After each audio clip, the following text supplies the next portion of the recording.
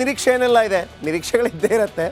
ನಾಳೆ ಒಂದೇ ಆಡಳಿತ ಪಕ್ಷ ಹೇಳುತ್ತೆ ದ ಬೆಸ್ಟ್ ಬಜೆಟ್ ಅಂತೇಳಿ, ವಿರೋಧ ಪಕ್ಷಗಳು ಹೇಳುತ್ತೆ ಭಾಳ ಕಳಪೆ ಬಜೆಟ್ ಅಂತೇಳಿ. ಇದು ಕಾಮನ್. ಏನು ನಿರೀಕ್ಷೆ? ಕೇಂದ್ರ ನೌಕರರಿಗೆ ಸರ್ಕಾರದ ದೊಡ್ಡ ಘೋಷಣೆ ನಿರೀಕ್ಷೆ ಇದೆ. ಕೇಂದ್ರದ ನೌಕರರಿಗೆ ಭಾಳ ಮುಖ್ಯವಾಗಿ ವೇತನ ಕುರಿತ ಬೇಡಿಕೆ ಸರ್ಕಾರ ಈಡೇರಿಸಬಹುದಂತೆ. ವೇತನ ಕುರಿತ ಬೇಡಿಕೆ 8ನೇ ವೇತನ ಆಯೋಗ ಮತ್ತು 18 ತಿಂಗಳ DA ಘೋಷಣೆ. ಇನ್ನು ಕನಿಷ್ಠ ಮೂಲ ವೇತನ ನೋಡಿ, ಇದು ವೆರಿ ಇಂಪಾರ್ಟೆಂಟ್. ಕನಿಷ್ಠ ಮೂಲ ವೇತನ 18,000ದ 26,000ಕ್ಕೆ ಏರಿಕೆ ಆಗುತ್ತಾ ಅಂತೇಳಿ. ಬಹುತೇಕರು ನನಗೆ ಈ 18,000 ಮತ್ತು 26,000 ಅಂತ ಕನಿಷ್ಠ ಮೂಲ ವೇತನ ಅಂತ ಅಂದಾಗ ಫಸ್ಟ್ ನೆನಪಾಗೋದು ಯಾರು ಗೊತ್ತಾ? ಈ ಗಾರ್ಮೆಂಟ್ಸಲ್ಲಿ ಕೆಲಸ ಮಾಡ್ತಾ ಇರೋಂಥ ಹೆಣ್ಣುಮಕ್ಕಳು. ಅವ್ರಿಗೆ ಯಾಕೆ ಅದು ಅನ್ವಯವಾಗಲ್ಲ?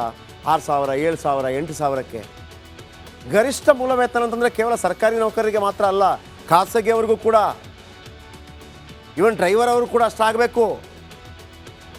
ಅದು ಈಗ 18,000 ಇದೆ, 26,000ಕ್ಕೆ ಏರಿಕೆ ಆಗಬೇಕು ಸರ್. ಬಡ ಮಧ್ಯಮ ವರ್ಗಕ್ಕೆ ಅದು ಸಿಗಬೇಕು. ಅಂದರೆ ನೀವು ಯಾವುದೇ ಒಂದು ಕೆಲಸಕ್ಕೆ ಸೇರಬೇಕಾದ್ರೂ ಕೂಡ ಈಗ 18,000 ಫಿಕ್ಸಾಗಿ ಕೊಡಬೇಕು. ಆದರೂ ಕೆಲವು ಕಡೆ ಕೊಡ್ತಾ ಇಲ್ಲ. ನಾನು ಗಾರ್ಮೆಂಟ್ಸ್ ಹೆಣ್ಮಕ್ಳ ಬಗ್ಗೆ ಹೇಳಿದ್ನಲ್ಲ, 6,000-7,000ಕ್ಕೆ ಕೆಲಸ ಮಾಡ್ತಾರೆ ಸರ್. ಅದರ ಬಗ್ಗೆ ಯಾವುದೇ ರಾಜಕಾರಣಿಗಳು ಹೋರಾಟ ಮಾಡಲ್ಲ. ಹನುಮಧ್ವಜಕ್ಕೆ BJPನೂ ಹೋಗುತ್ತೆ, ಕಾಂಗ್ರೆಸ್ ಹೋಗುತ್ತೆ, JDS ಹೋಗುತ್ತೆ. ಇವ್ರಿಗೆ ಯಾರೂ ಇಲ್ಲ. ನಾವು ಇದರ ಬಗ್ಗೆ ಬೆಳಕು ಚೆಲ್ಲಬೇಕು.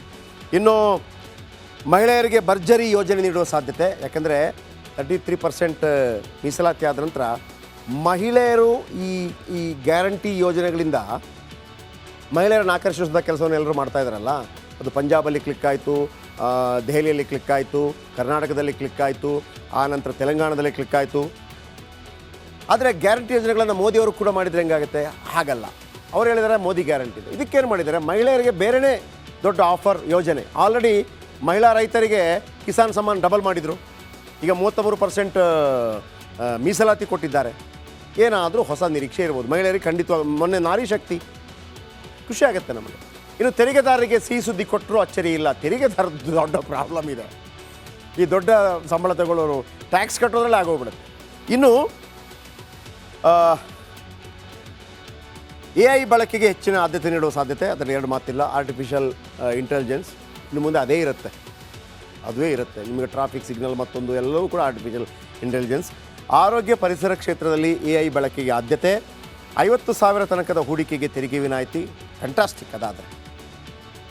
ಇನ್ನು ಮನೆ ಖರೀದಿಸುವಾಗ TDS ನಿಯಮ ಸರಳೀಕರಣ ಆಗಬಹುದು. ಆರೋಗ್ಯ ಶಿಕ್ಷಣ ಕ್ಷೇತ್ರಕ್ಕೆ ಹೆಚ್ಚಿನ